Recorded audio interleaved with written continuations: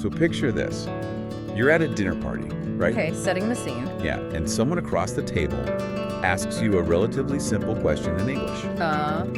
And you know the words. Like, you know the grammar rules, you've passed all the tests. You've done the work. Exactly. But instead of just, answering naturally, your brain completely freezes. Oh, the classic freeze. Yes. You're just left staring at them, maybe breaking into a cold sweat. And your mind is frantically performing this massive, exhausting gymnastics routine just to say, like, yes, I like the movie. It's agonizing. It really is. So why does your brain betray you when you need it most? Welcome to the Deep Dive. Today, we're taking apart that exact moment of panic. And it's a moment every language learner knows intimately. Totally. We are looking at the incredibly frustrating intermediate plateau, specifically for you B1 level learners out there, and we're breaking down the actual neuroscience of how to retrain your brain to think directly in a second language. Yeah, and that dinner party scenario you just described, that is the absolute definition of cognitive overload. Right. It's the exact moment your brain's routing system just completely fails you. And what is so vital to understand right off the bat here is that this freeze, it's not a failure of intelligence. It really feels like one, though. Oh, I know it does, but it's not. And it's almost never a failure of memory either, because if you are an intermediate learner, you already possess the vocabulary necessary to navigate that dinner party. You literally know the words. You know the words, but you are caught in this brutal, highly inefficient cognitive loop. The dreaded translation trap. Exactly. Let's break down what's actually happening in the brain during that awkward, terrifying silence. Because it feels like you're doing double work, but from what I've read in our sources, it's really quadruple work. It is. It's a grueling four-step workflow. So, step one, your auditory cortex has to receive and process the English that was just spoken. Okay, just hearing the physical sounds. Right. Then step two, you mentally translate that English into your native language just to grasp the core meaning of what they even asked. So you're translating just to understand. Yeah. And then step three, you formulate your brilliant, witty response, but you do it in your native language. Because that's what feels Because it's comfortable, yeah. And finally, step four, you meticulously translate that native language response back into English before you ever actually leave your mouth. And while you are running that entire 4-part marathon in your head, the person you were talking to is just staring at you. Sweeting. Silence just stretches. You can literally feel your heart rate increasing. Which is the worst part, because that introduces stress hormones into the mix. Oh, right. Yeah, which makes the translation process even slower. And the crazy thing is, you do this purely out of habit. Your brain has been trained, likely from your very first days of using flashcards or translation apps, to use that specific 4-step pathway. So the brain just defaults to the tool it does best, even if it's the absolute wrong tool for a real-time conversation. Isn't that better? I really want to dive into the neurobiology of this, because understanding the mechanism seems to be the only way to actually break the habit. So our sources use this great analogy.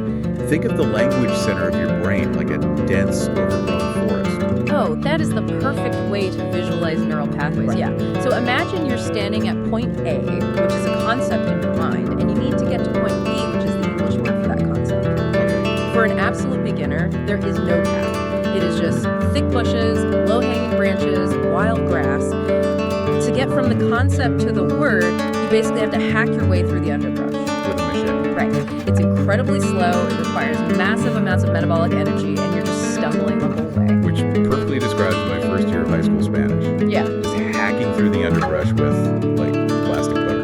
Yeah, we've all been there. But, okay, if you force yourself to walk that exact same route every single day, say, by looking at a Spanish word, translating it to English, and back again, what happens physically in the brain? You start to carve a path. You carve a path. The neurons wire together. And this fatty substance called myelin wraps around those neural connections, essentially insulating the wire and making the electrical signal travel much faster. Wow. Yeah.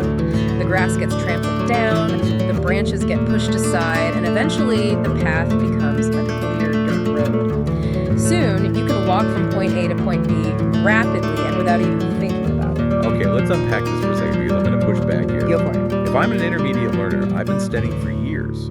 I already have those paved roads. I know the vocabulary.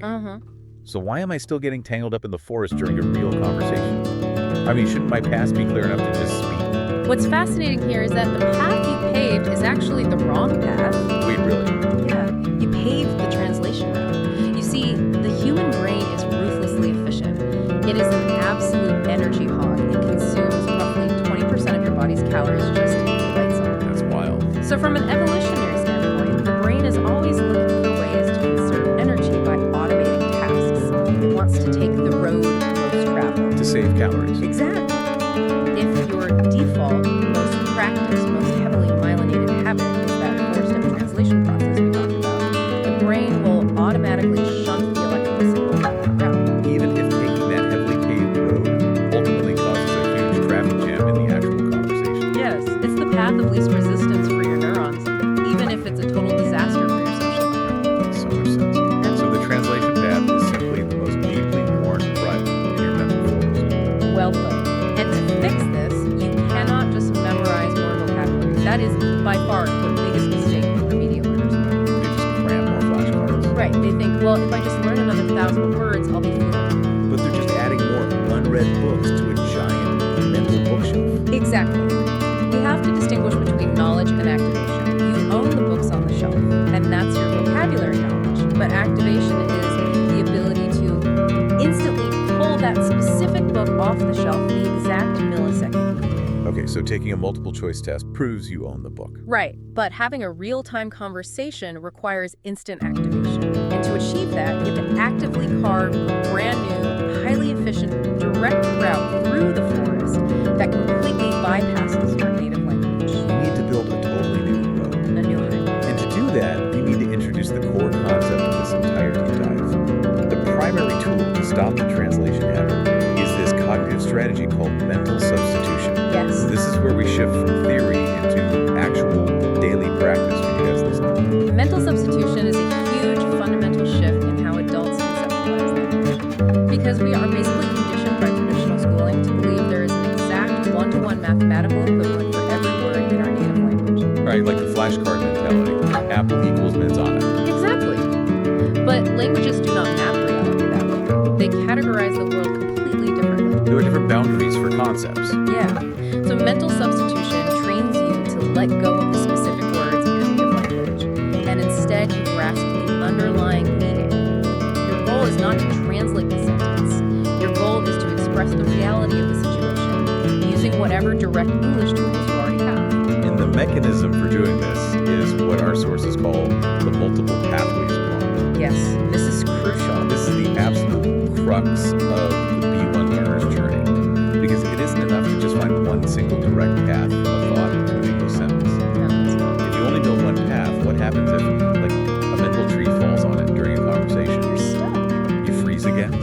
You have to train the brain to instantly find multiple routes, multiple detours to express a single, simple idea. Let's ground this in a really practical scenario. Imagine you are standing in your kitchen making your morning coffee. I'm making coffee. You take a sip, and a very natural, immediate thought pops into your head in your native language. Yeah. And the concept is essentially, I need more sugar. Now, the basic level of mental substitution would be catching that thought and directly thinking the English sentence, I need more sugar. Which is good, right? Like, you bypass translation, use thought in English, boom, done. It is a very good start, but it's fragile. You've only built a single narrow path. The multiple pathways prompt demands that you push the brain further. You have to force cognitive flexibility. Okay, so how do I do that? You ask yourself, how else can I express this exact same underlying reality without using those specific words? So you stand there with your coffee, and you start exploring the concept. You think, this coffee isn't sweet enough. Yes. Or, I'd like to add some more sugar. Or, this needs to be sweeter. Or even just, this is too bitter. Notice what is happening there biologically. You are forcing entirely different neural networks to activate and associate with the same sensory experience, the taste of coffee. Well, And why is this so critical for the dinner party scenario? Because it eliminates the panic. Let's say you're at that party, and you try to use your one perfectly memorized sentence. The music is loud, your conversation partner doesn't hear you. They just give you a confused look. if you only have that one pathway, the brain hits a brick wall. Like we talked about, the amygdala detects a social threat, spikes your anxiety, and the cortisol floods your system. But if you have practiced mental substitution and you've built multiple pathways, your brain doesn't register as red. It effortlessly pivots to a backup path. Oh, you didn't catch that. Let me rephrase. This isn't sweet enough. You're building a resilient vocabulary. Exactly. You stop searching for the perfect word, which honestly doesn't exist anyway, and you become highly adaptable. Building that resilience sounds amazing in theory. How does a busy person actually implement this? There's a highly specific, actionable homework assignment for B1 learners to start carving these multiple pathways today. Yes, there is. And it revolves around daily routine. Routine is the secret weapon of language acquisition, and that's because it provides a predictable, low-stress environment. The method here is to select 3 mundane activities you perform on autopilot every single day. Like making breakfast, commuting to the office, getting ready for bed. Exactly. During these specific 5 to 10 minute windows, your assignment is to narrate your actions internally. But with the multiple pathways rule apply, you can't just check a box and say one sentence. Precisely. Let's take getting ready for bed. You are standing at the sink. The action is brushing your teeth. Your first internal thought is the correct approach. I am brushing my teeth. On. But do not stop there. Push the brain for the second pathway. I'm cleaning my teeth. Push for a third. I'm using my toothbrush. I need to spit this out. Toothpaste is minty. What I find so compelling about this specific exercise is the concept of context-dependent memory. You aren't sitting at a desk staring at a boring textbook. No, you're not. You are physically holding a toothbrush. You're feeling the cold bathroom tiles under your feet. You're tasting the mint. You are linking the English vocabulary directly to your actual physical sensory inputs. That is a brilliant point. The brain creates much stronger memories when multiple senses are involved. And just as importantly, you are doing this in a completely isolated, zero-stakes environment. Right, you're just alone in your bathroom. Yeah. If it takes your brain 12 seconds to construct the sentence, I'm using my toothbrush, it does not matter. There is no conversation partner waiting for you. There is no social pressure. You are safely bringing out heavy machinery to clear the mental forest without anyone watching you stumble. It's like batting practice before the big game. Exactly. But narrating your toothpaste only gets you so far. Catching thoughts during daily routines is just a warm-up. To truly lay down the asphalts on these new neural pathways and make them permanent, we have to expand this into a much more immersive internal environment. We need to talk about the inner monologue. Oh, the inner monologue. This is the bridge between practicing a language and actually living in a language. Yes. We all have that voice inside our head, the running commentary of our lives. Harnessing that voice turns your own mind into a 24-hour, pressure-free language lab. Now, if I tell an intermediate learner to just think in English all day, their brain is going to melt. It's way too much cognitive load. The fatigue will be unbearable. It's totally unsustainable. That's why the strategy for the B1 level is to start with a bilingual inner monologue. You don't banish your native language, you actually use it as the trigger. Okay, walk me through the mechanics of that. How does that work? So, a natural thought occurs to you in your native language as you go about your day. Let's say, I need to buy milk on the way home. The moment you notice that thought, you immediately repeat the exact same concept to yourself in English. I need to pick up milk later. You're acting as your own simultaneous interpreter. You are. But wait, that sounds suspiciously like translation, which we just spent 10 minutes completely demonizing. I know, it does sound like it. It is a form of translation, but with a crucial distinction in intent and environment. You aren't doing this mid-conversation while someone is staring at you impatiently. You are doing this to highlight the inefficiency to your own brain. When you force a bilingual inner monologue consistently, the brain, which again hates wasting calories, eventually realizes that generating the thought in the native language and then processing it into English is totally redundant. Oh, wow. So you're basically annoying your brain into submission. Pretty much. You're showing it, look, we're going to end up in English anyway. Why don't we just take the shortcut and start there? Exactly. The brain recognizes that the direct English route is computationally cheaper. And once the English pathway is sufficiently worn down by these internal repetitions, the brain will spontaneously begin generating the original thought in English to save energy. It's just biology. It is a biological inevitability if you maintain the habit. But there's a massive trap hiding in this internal monologue phase. And it's what the sources call the toddler trap, or the boring trap. Yes, this is where a lot of people fall off. Because if you walk down the street and your internal voice is just saying, The sky is blue. That is a car. I am walking.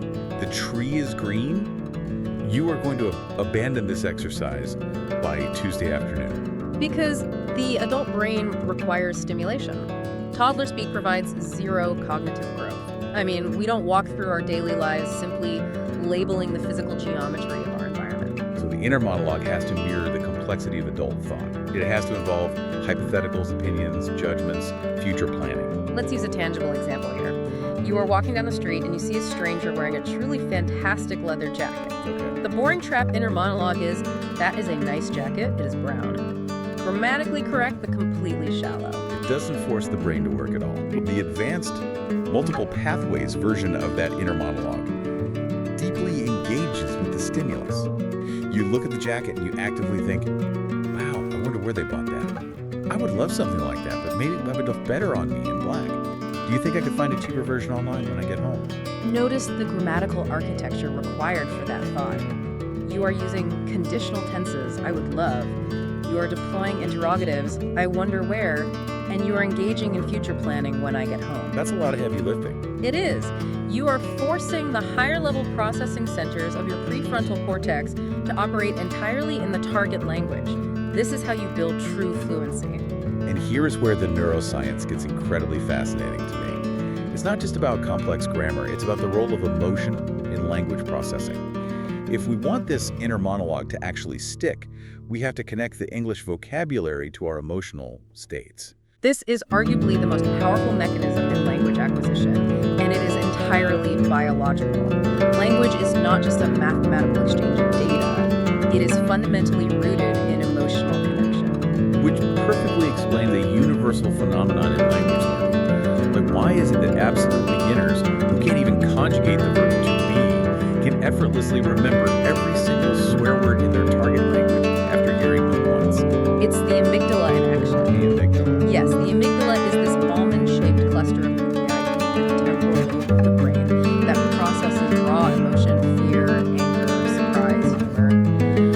When you hear a swear word, or when you use one, there is an accompanying spike of adrenaline. It violates a social taboo. The amygdala lights up like a Christmas tree. And how does that interact with memory? So the amygdala sits right next to the hippocampus, which is the brain's primary memory consolidation center. When the amygdala is highly active, it essentially sends a chemical signal to the hippocampus saying, whatever is happening right now is highly emotionally significant. We need to remember this exact sensory input. The memory is tagged with emotional weight, making it significantly faster to retrieve later. It's like saving a document on your computer, but instead of just hitting save, you hit save, lock the file, and attach a giant flashing red siren to it that says critical system data. That is a phenomenal way to picture it. The brain prioritizes emotionally tagged memories because, historically, strong emotions dictate survival. So how do we weaponize this biological quirk for our inner monologue? Because, I mean, we can't just walk around swearing in our heads all day. As fun as that might be, no. We use our genuine daily emotional fluctuations. When you experience a moment of frustration, say you drop your keys in a puddle, or your computer crashes and you lose an hour of work, don't just sigh. Do not let that burst of emotion go to waste. Force yourself to articulate that genuine frustration in English inside your head. This is absolutely infuriating. I cannot believe this is happening right now. Or leverage the positive spikes too, right? Like you find a $20 bill in the pocket of an enter code. I'm so glad I found this. It's totally made my day. Exactly. When you tie the English vocabulary to a visceral, physical emotion in your body, the tightened chest of frustration, the light flutter of joy, the word physically alters your neural architecture 10 times faster than reading it in black and white literature. Let me push this idea a bit further. If I'm walking around all day, essentially having these vivid, emotionally charged, complex, bilingual conversations entirely inside my own skull, is this essentially just a massive secret dress rehearsal? I feel like an actor pacing backstage before opening night, just running lines. It is a dress rehearsal, absolutely, but what is so magical about neuroplasticity is that over time, the target language stops feeling like a script. Yeah, the brain does not easily distinguish between a highly vivid, emotionally engaged internal rehearsal and an external reality. Because you are linking the English to your real daily frustrations and joys, it eventually ceases to be an intellectual puzzle. It becomes real. It becomes the actual actual authentic language of your emotions. You stop acting in English and you start living in it. That is a staggering transition. Yeah. Your brain is fundamentally shifting its emotional operating system. But there's a logistical problem here. Your inner monologue, no matter how emotional, is eventually going to run dry if you are feeding it new material. You can't just recycle the same thoughts about leather jackets and drop keys forever. You will hit a hard ceiling. The inner monologue is the engine, but an engine cannot run without fuel. Which brings us to the crucial concept of how we consume language. We need to talk about comprehensible input and the science of spaced re-exposure. The fuel. Exactly. If mental substitution is the engine, input is the gasoline. And from what I understand, E1 learners are notorious for putting the absolute wrong kind of fuel in the tank, which completely stalls their progress. It happens so often. There are two extreme errors that intermediate learners make when consuming media, and both are driven by a fundamental misunderstanding of how the brain actually acquires them. Let's look at the first error, the comfort zone. This is when learners consume content that is way too easy. They stick exclusively to beginner podcasts, slow-spoken children's stories, or apps that just repeat basic phrases over and over. And it feels great because they understand 100% of it. It provides a very false sense of fluency. It's the cognitive equivalent of going to the gym, picking up the 2-pound pink dumbbells, and lifting them every day for 3 years. Right. You're moving your arms, you're spending time in the gym, you are not breaking the muscle tissue. Therefore, you are not triggering any biological adaptation. There is zero neural growth. You're just wasting time. And then there's the polar opposite, which is the ego trap. Driven by this desperate desire to improve quickly, they jump straight into the Marianas Trench. They try to watch highly dense political debates without subtitles, or they decide they're going to master English by reading an academic textbook on macroeconomics, or like James Joyce. They want to force fluency through sheer willpower. And what happens? The cognitive load becomes catastrophic. Their comprehension drops to maybe 10 or 15%. Which is nothing. Right. The brain cannot find enough familiar anchors to contextualize the unknown words. The translation process entirely breaks down. The learner becomes exhausted. They feel inadequate, and they're just So we need the Goldilocks zone, not too soft, not too hard. This is what linguists refer to as comprehensible input. Comprehensible input is the absolute bedrock of modern language acquisition theory, heavily championed by linguist Stephen Krashen. His hypothesis, which is often called the I+1 theory, states that we acquire language in only one way, when we understand messages. I+1. So the I is your current level of input, and the +1 is language that is just slightly beyond your current competence. Exactly. In practical terms for our listener, this means consuming content where you effortlessly understand roughly 70 to 80% of the vocabulary and grammar. The remaining 20 to 30% is the +1. Challenge. Right. It is unknown to you, but, and this is the key, you can deduce its meaning, because the 70% you do know provides enough rich context to act as scaffolding. The surrounding words basically act as clues to solve the mystery word. To make this actionable for reading, our sources outline a very strict guideline called the 70% rule. It is a ruthless but necessary. Okay, lay it out. If you open a book or an article, read a single page, and realize you do not understand more than roughly 30% of the words on that page, you must drop the text immediately, close the book, and walk away. This is going to seriously annoy the high achievers listening. Oh, I know. Because we are culturally conditioned to view quitting as a moral failure. We are taught to push through the pain, to sit there with a heavy dictionary and look up every single word until we conquer the text. And that work ethic is exactly what destroys fluency. Yes, stopping every single sentence to look up 3 different words in a dictionary is a translation exercise. It is an analytical decoding task. It is absolutely not a fluency exercise. Why is the dictionary such a villain here? Because it destroys the flow state. Fluency is fundamentally about the rhythm, the cadence, and the uninterrupted processing of the language. When you read something in that 70 to 80% comprehension sweet spot, your brain enters a state of active problem solving. When it encounters an unknown word, it rapidly scans the surrounding context, makes a probabilistic guess about the meaning, and keeps moving. It feels like magic when that happens, when you just suddenly get what a word means without looking it up. But it's not magic, it's neurobiology. When your brain successfully figures out a word from context, rather than having the answer handed to it by a dictionary, the cognitive effort required to solve that puzzle forms a significantly deeper, more permanent neural that word now because you earned it through context. So practically speaking, what should a B1 learner actually be reading? The standard advice is graded readers. Yes. These are actual novels, sometimes classics, sometimes original stories that have been meticulously rewritten by linguists to only include vocabulary and grammar structures appropriate for an intermediate level. But honestly, there's a stigma attached to this. Definitely. Reading a simplified version of the story feels like sitting at the kiddie table. It feels like you're copying your brain.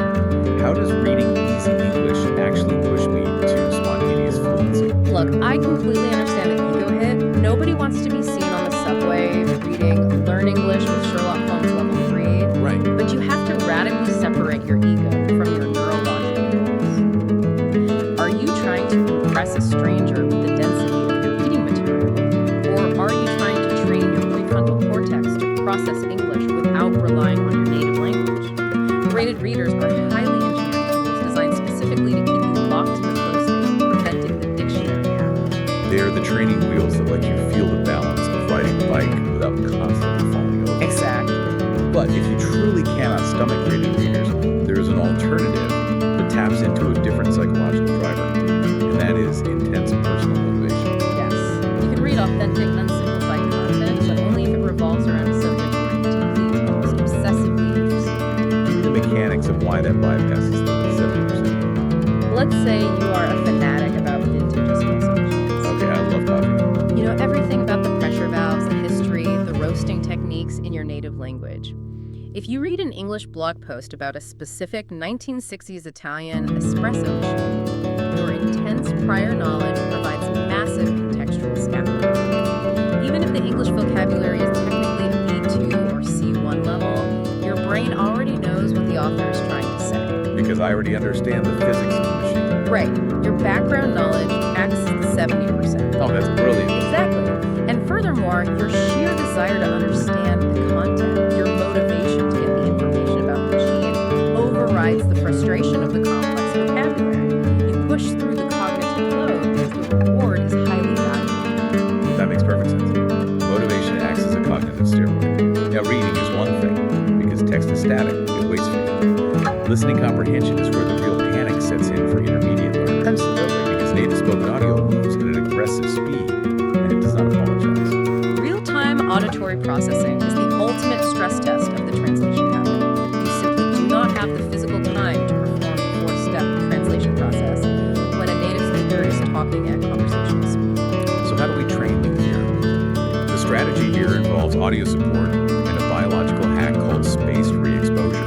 Let's start with audio support. We're talking about watching authentic content, Netflix shows, YouTube documentaries with the English subtitles turned on. But the technique is not just passively reading along.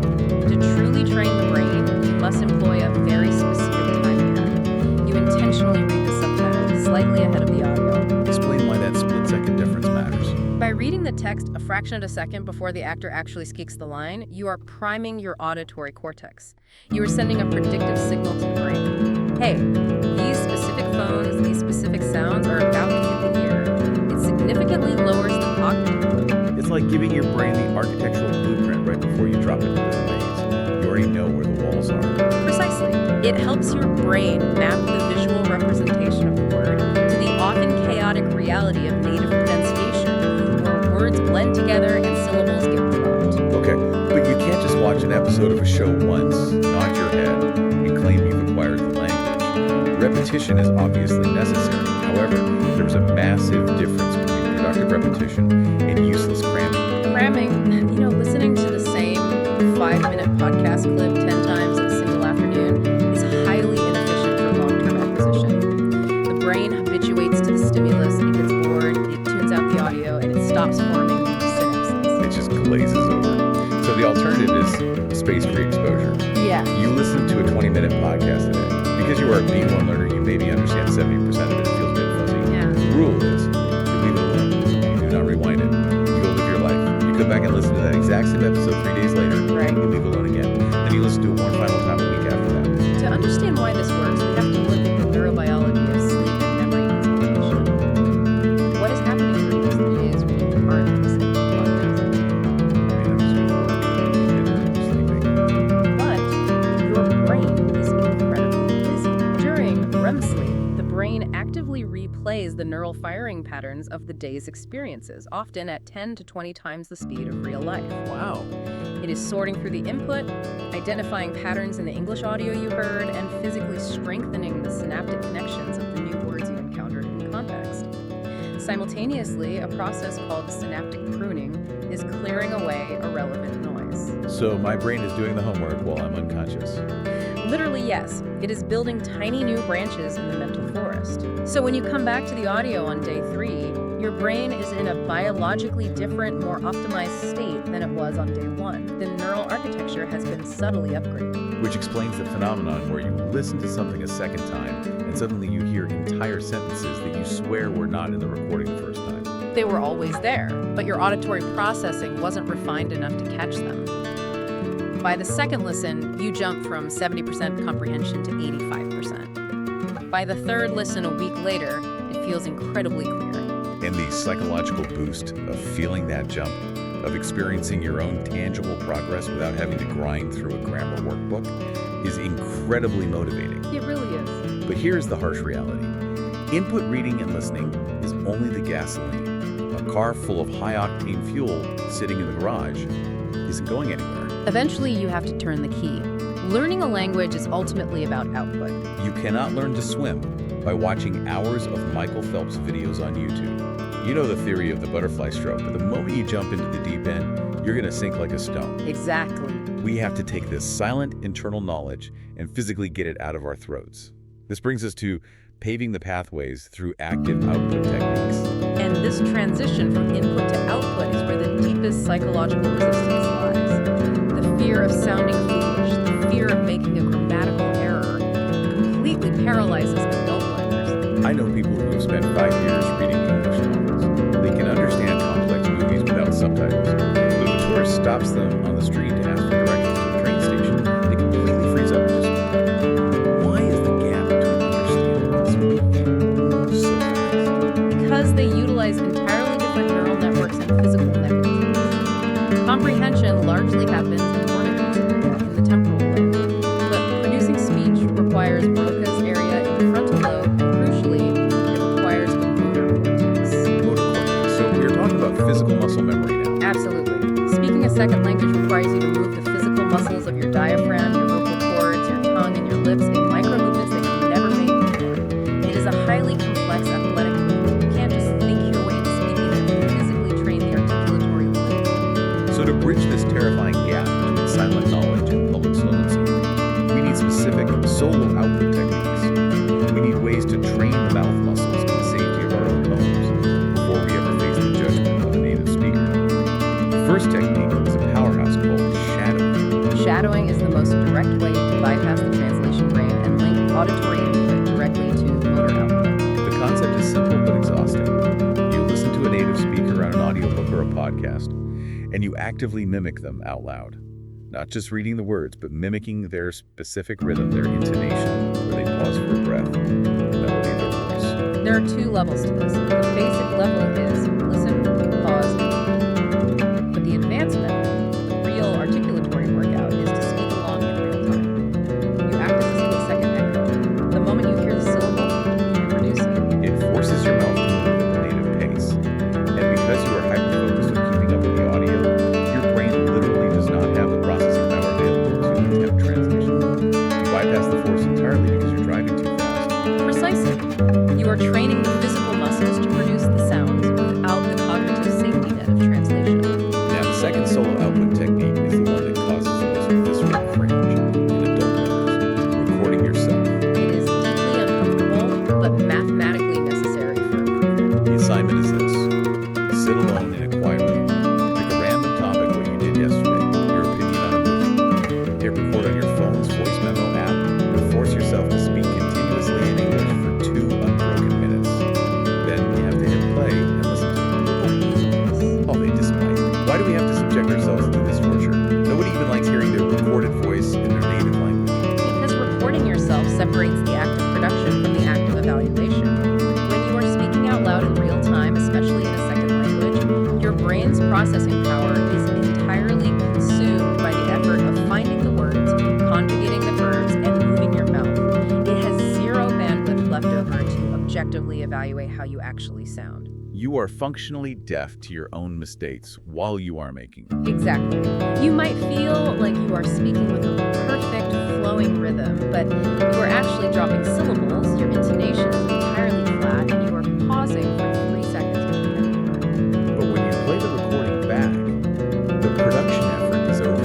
Your brain can dedicate 100% of its power to evaluation, and the mistakes become painfully, glaringly obvious. Which is why there is a very strict rule for this exercise to prevent you from getting overwhelmed and deleting the app in despair. When you listen to your 2-minute recording, you are only allowed to identify exactly 3 specific things to fix. Just 3 targets. Yes. If you listen back and realize your past tense verbs are a mess, your TH pronunciation sounds iffy, your rhythm is choppy, and you keep saying if you try to fix all of that at once, your cognitive load spikes and you fail. But if you say, okay, for the next recording, I am only going to focus on pronouncing my TH sounds, making sure my past tense verbs end in ED, and speaking slightly louder. You give the brain a manageable, isolated problem to solve. You re-record the same 2 minutes focusing on those 3 targets, and the improvement between take 1 and take 2 is usually massive. It proves to your brain that you possess the mechanical capability to improve. It builds so much confidence. Okay, the third output technique takes that inner monologue you built earlier and forces it into the physical world, the self-talk narrative. This is the out loud documentary of your own. If you are doing an automatic physical task where your hands are busy but your mind is free, folding laundry, cooking lunch, washing the car, and you narrate your physical actions out loud, projecting your voice into the empty room. Okay, I'm opening the fridge to see what we have. Some leftover chicken, some wilted spinach. I guess I'm making a sad salad for lunch. Grab a knife. It feels objectively ridiculous to do this. If your roommate walks in, you look completely unhinged. Totally.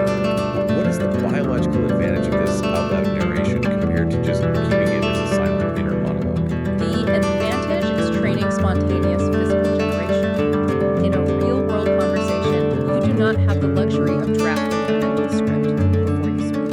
You must produce physical sounds simultaneously as the thought forms. By narrating your immediate physical reality out loud, you are linking your sensory inputs directly to your vocal cords via the English pathway. You are proving to your motor cortex that it can generate spoken English on the fly without premeditation. You normalize the physical sensation of English vibrating in your throat. Yes! But let's face reality here. You can shadow podcasts for hours. You can record 100 voice memos. Carry your laundry really perfectly. Eventually, you have to leave your apartment and talk to a real human being. You have to step into the chaos of a live conversation.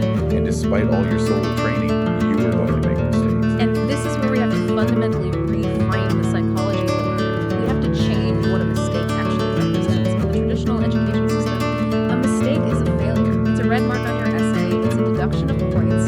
It signals that you are inadequate. But in the biology of language acquisition, mistakes aren't failures at all. They are map makers. Think back to our forest analogy. You are trying to carve a new direct path. A mistake simply illuminates a dark area of the forest where the path hasn't been clearly paved yet. It acts as a flare, showing you exactly where your specific knowledge gaps are. If you get into a conversation and you suddenly realize you have no idea how to express the nuanced concept of regret in English, that isn't a failure. That awkward moment just handed you your exact curriculum for tomorrow's study session. Precisely. If you are not making any mistakes when you speak, it does not mean you have achieved mastery. It usually just means you are staying far too safe. You are restricting your expression only to the well-worn paths of carved words. You are trapped in your comfort zone. You have to risk the social discomfort of the mistake to find out where the road needs to be built next. But, and this is the nightmare scenario we started with, what happens when you do push yourself, you take the risk, you try to express a complex thought, and suddenly, mid-sentence, the system crashes. Your brain completely freezes. The blue screen down. The roadblock. This is the moment most learners just surrender, apologize, and switch back to their native language. We need tactical solutions for overcoming roadblocks, mental blocks, and plateaus. To defeat the freeze, we first have to understand the biochemistry of why it happens. Mental blocks during a conversation are very rarely a memory retrieval issue. They are an anxiety issue. Fight or flight response. Yes. When you are searching for a word and you feel the social pressure of the silence stretching out, your amygdala detects a threat to your social standing. It triggers a mild fight or flight response. Cortisol, the stress hormone, floods your brain. cortisol is notoriously hostile to higher-order cognitive functions. Exactly. When the brain believes it is under threat, it prioritizes basic survival mechanisms. It literally restricts access to the prefrontal cortex, which is where your secondary language pathways are stored. The stress physically locks the door to the vocabulary. So the harder you try to force the memory, the more panicked you get, the more cortisol you release, and the tighter the door is locked shut. It is a brutal self-perpetuating cycle. Therefore, the tactical solutions cannot be try harder to remember. The tactical solutions must be focused on reducing the cortisol levels to unlock the prefrontal cortex. Tactic number 1 for mid-conversation phrase. Filler phrases. These are your cognitive lifesavers. We are talking about training yourself to automatically, reflexively deploy phrases like, think about that for a second. That's a really interesting point. Look at what these phrases accomplish biologically and socially.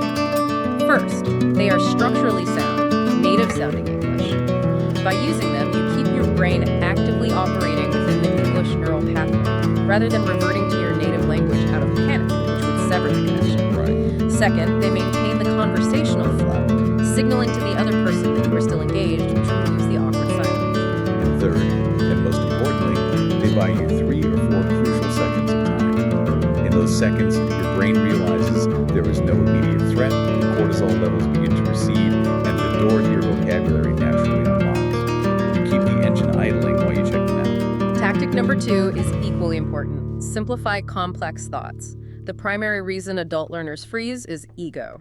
The adult ego wants to sound just as intelligent, educated, and nuanced in English as it does in the native language. But you simply do not have the architectural framework to build a skyscraper in the target language yet. Imagine you are trying to translate this thought on the fly. I am currently considering whether it would be more advantageous to pursue a master's degree in structural engineering or to immediately enter the workforce to gain practical experience. That is a grammatically dense, clause-heavy beast of a sentence. If you try to build that in real time, and you forget the word advantageous, the whole structure collapses and you freeze. Exactly. The analogy here is, imagine that complex thought.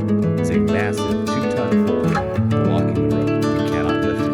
You just do not have the resistant muscle. So instead of standing there staring at the boulder and panicking, you pull out a hammer and you smash the boulder into smaller pebbles that you can actually carry. You abandon the complex structure and you extract the core fundamental. You simplify. Instead of the master's degree monstrosity, you reduce it to, should I study more? Or should I get a job? I'm not sure what's best. Does it possess the same academic eloquence? No.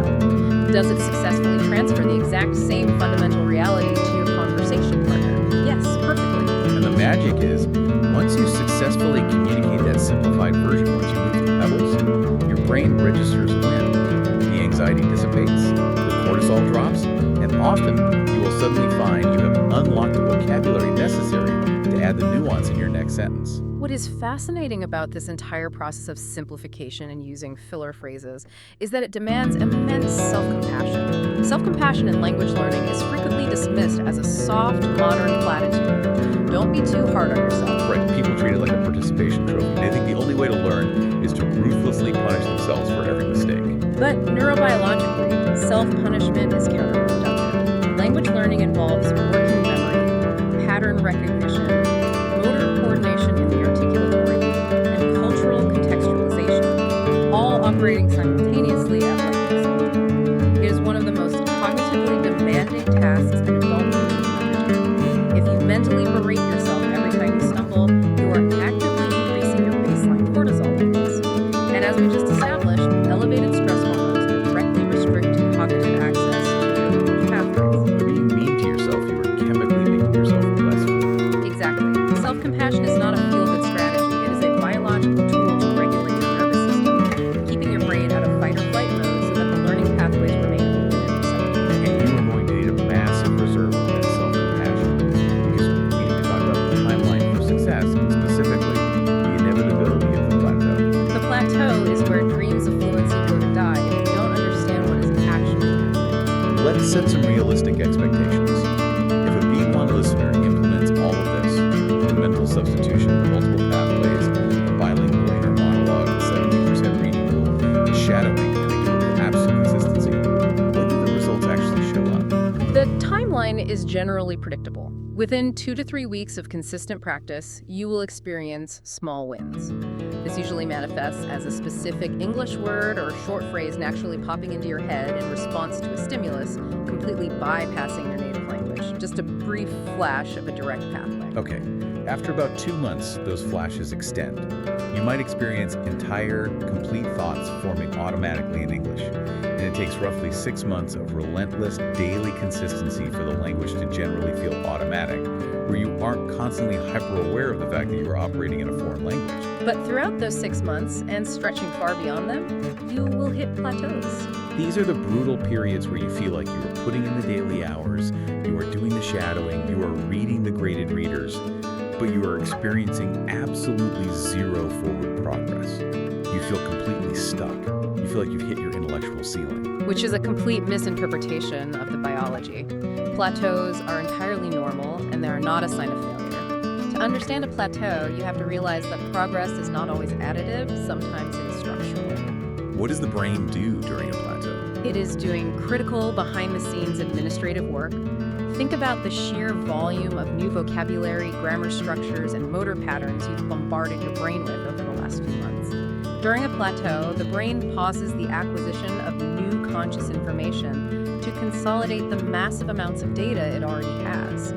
It is strengthening the myelin sheaths around the new paths in your mental forest. It is building intricate cross-connections between different vocabulary networks. So the progress isn't showing up as new flashy words you can use at a dinner party. It's showing up as deeper, faster, more stable connections for the foundation you've already built. Precisely. The structural integrity of your language network is improving. Even if you feel zero daily progress in your output, the biological and chemical changes are happening under the hood. You simply have to trust the neurological process and keep providing the input. Trust the process. That is the perfect statement. Let's take a deep breath and recap the incredible, massive cognitive journey we just laid out here. We started by confronting the exhausting reality of the translation, that frantic four-step mental gymnastics routine that drains our energy and causes the brain focus. We identified it as the deepest rut in your mental forest, formed by years of inefficient habits. The solution to getting out of that rut isn't buying more vocabulary books. It is actively carving brand new, direct neural routes using the tool of mental substitution. We train the brain to stop looking for perfect translations and start expressing underlying meaning, driven by the multiple pathways prompt. We force the brain to find 2, 3, or 4 different angles to express a single reality, building a flexible, resilient vocabulary that prevents panic. We take that multiple pathways practice and we internalize it into our daily routines, building a bilingual inner monologue. We make sure we avoid the boring cognitive trap by engaging in complex hypotheticals, and we weaponize the amygdala by tying the English vocabulary directly to our visceral daily emotions. We then fuel that internal engine using the 70% rule, abandoning the ego of difficult texts and embracing comprehensible input to stay in the flow state. We use spaced re-exposure to allow REM sleep and synaptic pruning to consolidate the audio patterns. Then, we force that silent knowledge out of our bodies through active motor output shadowing native rhythms, recording our own voices to objectively target 3 specific errors, and audibly narrating our physical lives to build spontaneous articulatory muscle memory. And finally, when we step into the real world and the anxiety spikes, we don't surrender to the cortisol. We deploy filler phrases to buy time, we smash complex boulders into simple pebbles, and we practice genuine self-compassion to keep our neural pathways unlocked, trusting that even during the agonizing plateaus, the brain It is a total, comprehensive neurological rewiring of how you interact with reality itself. And looking at the sheer scale of this, looking at the mental substitution, the forced cognitive flexibility of demanding 3 different ways to approach a single idea, it leaves me with a really profound question, something I want you listening right now to chew on long after this deep dive ends. I love where this is headed. What is the final thought? Well, we've established that training your brain to stop translating and start building these multiple linguistic pathways physically, biologically changes how your brain fires. It alters the structure of the mental forest. But if you spend months or years rigorously training your brain to look at a single problem, like wanting sugar in your coffee, you immediately demand 3 different angles, 3 different ways to approach it. Yes. Does learning to express a single idea in 3 different ways in a second language actually make you a more flexible, creative, and resilient problem solver in your native language too? Are you just learning how to speak a different language? Or by carving these incredibly complex, adaptable new neural pathways, are you quite literally learning how to think differently? That is the ultimate cognitive question. Something to mull over while you're narrating your breakfast tomorrow morning. Until next time.